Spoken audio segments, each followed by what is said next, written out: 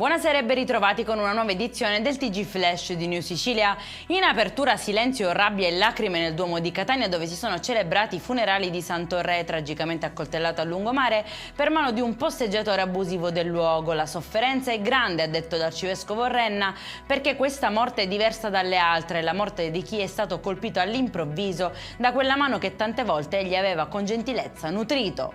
Scene concitate sempre a Catania in un supermercato di via Regina Margherita, dove un 33enne aveva pensato di pagare solo una lattina di birra, ma nelle tasche aveva nascosto confezioni di formaggio e sushi. Scoperto da un dipendente, l'ha poi aggredito ed è fuggito. Bloccato poco dopo, però è stato arrestato.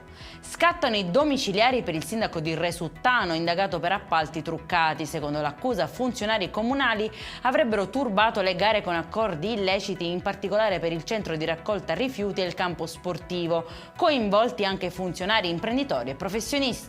È finito in manetta un 26enne trovato con oltre 1 chilo di cocaina nascosto nel cuscino durante il viaggio in traghetto da Porto Empedocle a Lampedusa. La droga burissima avrebbe fruttato oltre 100.000 euro. Il giovane è stato portato in carcere.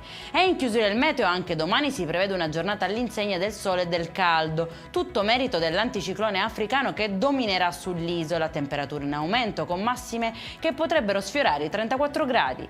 Per questa edizione è tutto, prossimo appuntamento domani alle 13:30. Buona serata.